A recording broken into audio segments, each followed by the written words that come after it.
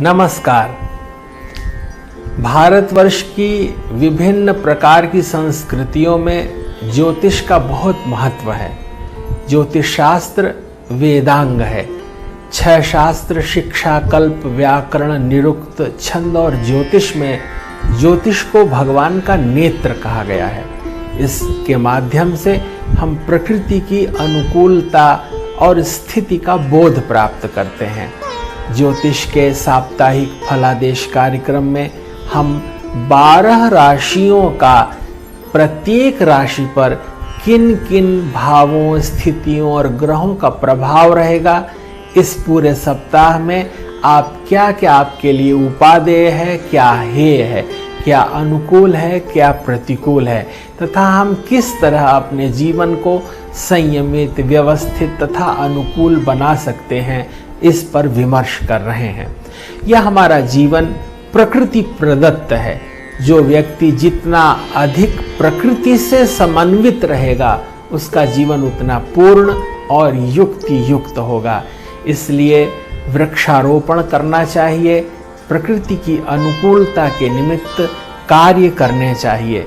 12 राशि मेष, वृष, मिथुन, कर्क, सिंह, कन्या, तुला, वृश्चिक, धनु, मकर, कुंभ और मीन राशियां, ये 12 राशि नवग्रह से सीधे संबंधित हैं और 27 नक्षत्रों के माध्यम से प्रत्येक व्यक्ति के जीवन को व्यवस्थित करती हैं। इसलिए इसका सूक्ष्म परिज्ञान हम सबके जीवन में, हमारी चित्त चेतना में अत्यधिक अनुकूलता उत्पन्न करता है। इसलिए आइए अब 12 राशियों में क्या करना चाहिए और किस तरह हम अपने जीवन को सुव्यवस्थित, अनुकूल कर सकते हैं, इसका चिंतन करते हैं। इस पर शास्त्रों की दृष्टि से विचार करते हैं। तो आइए प्रारंभ करते हैं मेष राशि से। मेष राशि के जातकों को इस सप्ताह अर्थात 7 नवंबर से 13 नवंबर के बीच में थोड़ी सावधानी अपेक्षित है, क्योंकि चंद्रमा और राहु के संयोग के साथ मन मानस व्यथित रह सकता है। किसी की बात बुरी लग सकती है और निर्णय करते समय हम सत्य की ओर उन्मुख रहें, अनुकूलता का बर्ताव रखें, गुरुजनों के प्रति आदर करें, देव दर्शन करें। ग्रहों की शांति के साथ साथ यदि आप आदित्य हृदय स्तोत्र का पाठ करते हैं, गजेंद्र मोक्ष स्तोत्र का पाठ करते हैं अथवा रुद्राभिषेक कराते हैं तो बहुत शुभ होगा और मांगलिक कार्य संपन्न हो सकेंगे। तथापि सावधानी अपेक्षित है। वृष राशि के जातकों को इस सप्ताह 7 नवंबर से 13 नवंबर के बीच में कार्य क्षेत्र में अनुकूलता प्राप्त होगी। मानसिक सुख संतोष प्राप्त होगा। मातृपक्ष से शुभ समाचार प्राप्त होगा। उत्तर दिशा आपके लिए शुभकारी है। कार्य क्षेत्र में भी पदोन्नति के समाचार प्राप्त होंगे।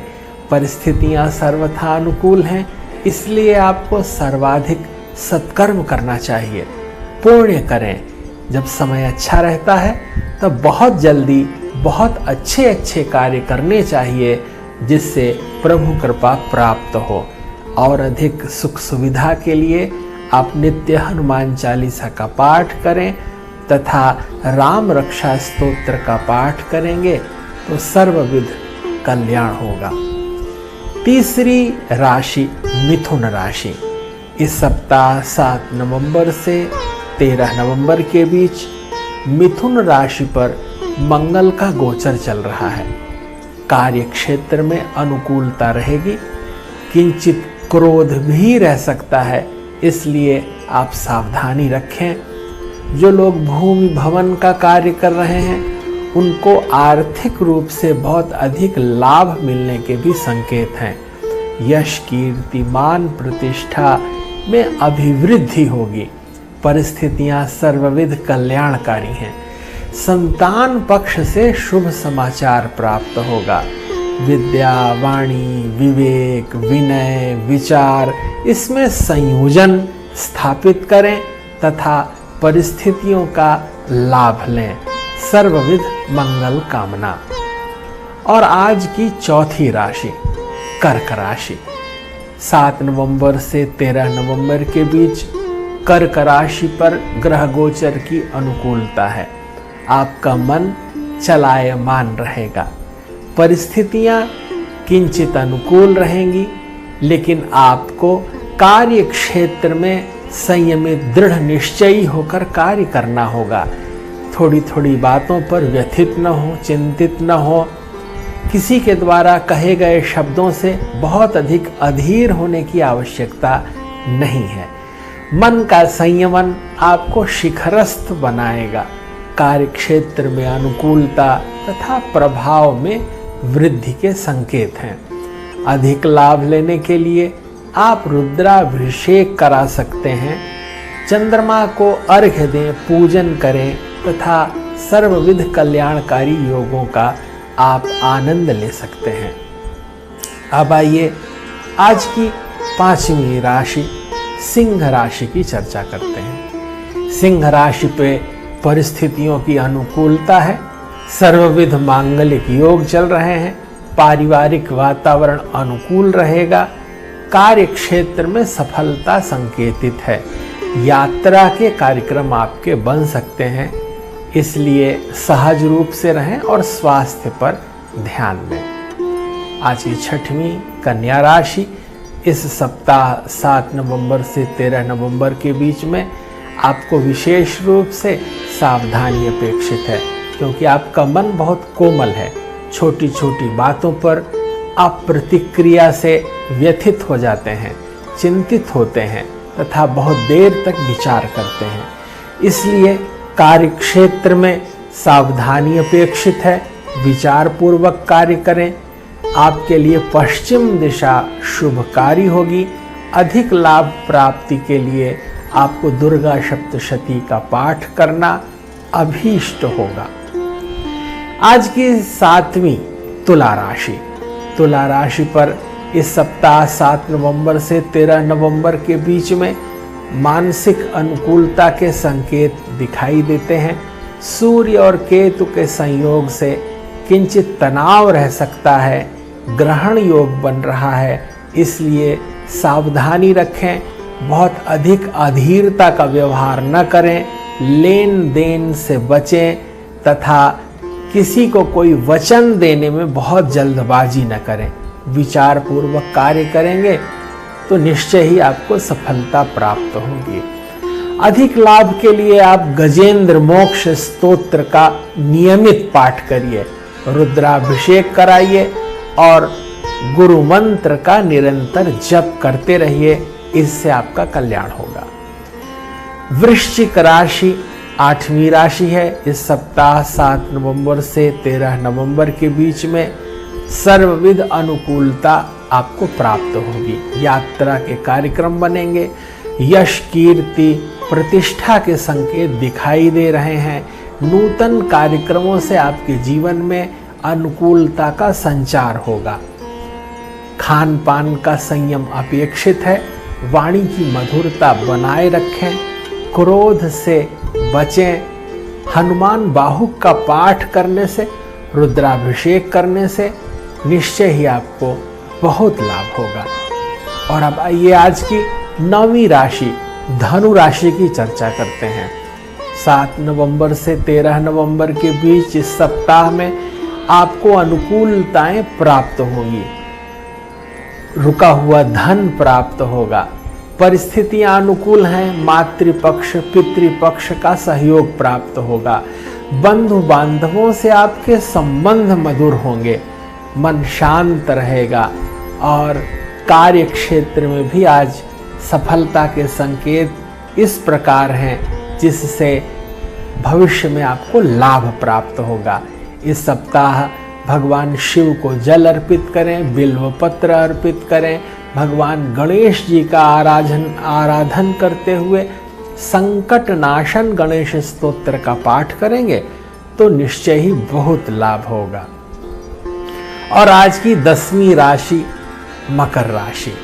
इस सप्ताह 7 नवंबर से 13 नवंबर तक मकर राशि के जातकों को निश्चय ही सावधानी अपेक्षित है, क्योंकि मकर राशि पर शनि का गोचर चल रहा है। कार्य क्षेत्र में विलंब हो सकता है। आप सत्य का पक्ष लें। न्यायालयीन प्रकरणों में आपकी विजय होगी, इसलिए कर्तव्य परायणता के साथ सत्य का साथ दें, मधुर बोलें, लेन देन में सावधानी रखें और अधिक प्रसन्नता के लिए हनुमान जी का पूजन करने से सुख समृद्धि का वातावरण बना रहेगा। और आज की 11वीं राशि कुंभ राशि। कुंभ राशि पर अनुकूलता संकेतित हो रही है। पारिवारिक वातावरण सुखद और अनुकूल रहेगा। आत्मीय जनों से भेंट होगी। कार्य क्षेत्र में भी आपका सम्मान होगा। उत्तर दिशा आपके लिए शुभ फलदायी है।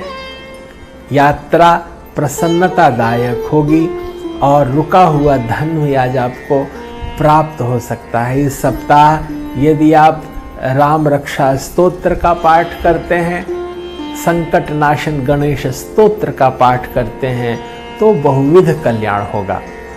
और आज की अंतिम राशि मीन राशि। मीन राशि पर गुरु का गोचर चल रहा है। कार्य क्षेत्र में गुरु कृपा से अनुकूलता रहेगी। काम बिगड़ने नहीं पाएगा। आप जो संकल्प करेंगे प्रभु कृपा से वह सिद्ध होगा। आर्थिक क्षेत्र में अनुकूलता का वातावरण बना रहेगा। परिस्थितियां सर्वविध अनुकूल हैं। भाग्य आपके साथ है, इसलिए निरंतर कर्तव्य पथ पर आगे बढ़ते रहें। अब मैं इस सप्ताह की विशेष बात यह बताऊं कि 7 नवंबर से 13 नवंबर के बीच में चंद्र ग्रहण पड़ रहा है मंगलवार को 8 तारीख को। यह ग्रहण मध्याह्न काल में 2 बजे से लेकर सायंकाल तक विशेष रूप से रहेगा। इसमें गर्भवती स्त्रियों को बाहर नहीं आना है। खान पान का संयम रखना है। मंदिरों के पट प्रातः काल से ही बंद हो जाएंगे, लेकिन जो लोग औषधि आधारित जीवन जी रहे हैं उनके लिए बहुत अपरिहार्य नहीं है कि वो इनका पालन करें। तथापि सावधानी अपेक्षित है। मन वचन कर्म से इस बीच जप करना चाहिए, तप करना चाहिए, स्वाध्याय करना चाहिए। नदी में, सरोवर में, कुएं पर स्नान कर सकते हैं। और ये ग्रहण काल अत्यंत महनीय है, क्योंकि इधर अमावस्या और पूर्णिमा दोनों विशेष रूप से ग्रहण के कारण प्रकृति अत्यंत संवेदनशील हो गई है। परिस्थितियां बहुत सावधानी की हैं, इसलिए आप लोग जल्दबाजी से बचें। यात्रा के कोई बहुत आवश्यक कार्य न हो तो यात्रा टाल सकते हैं। गुरुजनों का आदर करें। सभी राशि के लोग यदि माता पिता भगवान का आशीर्वाद लें तो निश्चय ही आपके जीवन में प्रतिकूलताएं दूर होंगी। सभी के लिए यह संकेत है कि यदि आप अपनी चित्त चेतना से सहज रहते हैं, सावधान रहते हैं, सतोगुणी रहते हैं, तो प्रतिकूलता का प्रभाव कम से कम पड़ेगा। हम अपने मन का संयमन करें। कार्य क्षेत्र में बहुत अधिक संवाद करने की आवश्यकता नहीं है। आवश्यक संवाद ही करें। और जब भी यह ग्रहण काल आता है उस अवसर का लाभ लेते हुए हम दान करें, सत्संग करें, अपने मंत्र का जप करें, और ऐसा करने से बहुविध कल्याण होगा। यह कार्तिक मास अत्यंत पुनीत मास संपन्न होने के बाद जब प्रकृति एक अनुकूलता के वातावरण का संचरण करती है, तब शीत ऋतु का, हेमंत ऋतु का और प्रकृति का आस्वादन प्रत्येक व्यक्ति के जीवन में पूर्णता प्रदायक होता है। दान करते समय काले रंग के वस्त्र दान किए जाने चाहिए, जिससे प्रतिकूलता, राहु केतु और शनि के दोषों का शमन होगा। गौ ग्रास निकालने से, श्वान को अन्न खिलाने से अथवा पक्षियों को दाना डालने से हमारे राहु केतु के उपद्रव शांत होते हैं, चित्त सहज और स्थिर बना रहता है।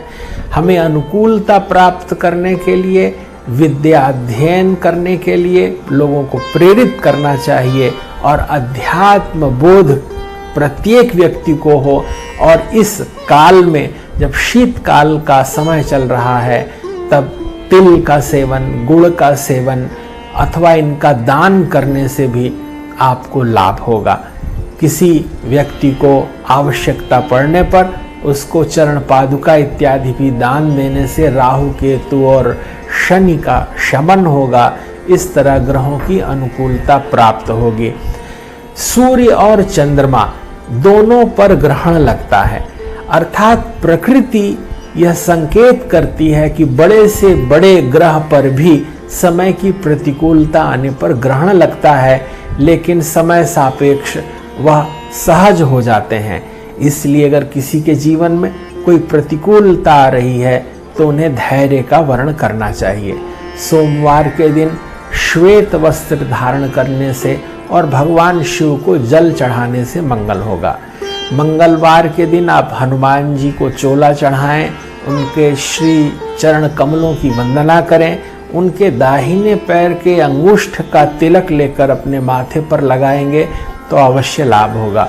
बुधवार के दिन गणेश जी को दूर्वा अर्पित करें, मोदक अर्पित करें, हरे रंग के वस्त्र धारण करें, इससे भगवान गणेश जी की कृपा प्राप्त होगी। गुरुवार के दिन पीत वस्त्र धारण कर सकते हैं तथा केला इत्यादि खिचड़ी आप दान कर सकते हैं, इससे गुरु कृपा सहज रूप से प्राप्त होगी। शुक्रवार के दिन आप माँ भगवती का आराधन करें, श्वेत वस्त्र पहने और श्वेत वस्त्र दान भी कर सकते हैं। अपने मन को स्थिर बनाएं तथा देव दर्शन आरती पूजन में मन को लगाए रखें। शनिवार के दिन आप नील वर्ण धारण कर सकते हैं तथा ऐसे लोग जो अधोक्षज हैं, अर्थात जिन्हें कुबड़ निकला है, उन्हें दान करने से बहुत अधिक लाभ होगा। नीले रंग के पेन दे सकते हैं अथवा ऐसी बहुत सारी वस्तुएं जो लोगों के उपयोग में आए, आप प्रसन्नता पूर्वक दें। शनिदेव आप पर कृपा करेंगे और न्याय की दृष्टि होने से आपके जीवन में सकारात्मकता उदित होगी। और रविवार के दिवस में सूर्य नारायण की उपासना करें। सूर्य भगवान को जल देने से, आदित्य हृदय स्तोत्र का पाठ करने से, तांबे के पात्र में थोड़ा सा केसर कुमकुम डालकर सूर्य नारायण को अर्घ्य देने से सूर्य नारायण प्रसन्न होते हैं। शारीरिक व्याधियों का शमन होता है और मन सहज रूप से प्रसन्न बना रहता है। आदित्य हृदय स्तोत्र का पाठ करें। जपा कुसुम संकाशम काश्यपेयम महाद्युतिम ध्वांतारिम सर्व पापघ्नम प्रणतोस्मि दिवाकरम। सूर्य नारायण की उपासना इस मंत्र से करने से भगवान भुवन भास्कर प्रसन्न हो जाते हैं। गायत्री मंत्र भी ओम भूर्भुवः स्वः तत्सवितुर्वरेण्यम भर्गो देवस्य धीमहि धियो यो नः प्रचोदयात्। इस मंत्र का भी अहर्निश जप और पाठ करने से चित्त का शोधन होता है, सर्वविध कल्याण होता है और सूर्य भगवान की असीम कृपा आप पर बरसेगी। इस तरह 7 नवंबर से 13 नवंबर 2022 के बीच में हम सर्वविध कल्याणकारी योगों का अनुभव कर रहे हैं। समय की प्रतिकूलता में जप साधन करें, ध्यान करें, तीर्थों में सरोवर में जाकर स्नान करें और अधिकाधिक दान करें, जिससे आपका मंगल होगा। कल्याणकारी योजनाओं का मूर्त रूप से अपने जीवन में व्यवहार में लाने से सर्वविध मंगल होता है। चूँकि इस समय शुक्र अस्त हैं, इसलिए शुभ और वैवाहिक कार्य, मकान इत्यादि के गृह प्रवेश नहीं हो रहे हैं। तथापि देवोत्थानी एकादशी पर भगवान जग गए हैं, इसलिए शुभ कार्यों की योजना बना सकते हैं। कार्य क्षेत्र में अनुकूलता के लिए भगवान नारायण का स्तवन मनन पूजन करें और यह मास आपके लिए शुभकारी और कल्याणकारी हो, भगवान से यह प्रार्थना करते हैं। डॉक्टर नीलिम्प त्रिपाठी का आप सभी को अनंत शुभकामनाओं का और शुभकामना सहित मंगल कामनाओं का भाव अर्पित कर रहा हूँ। नमस्कार।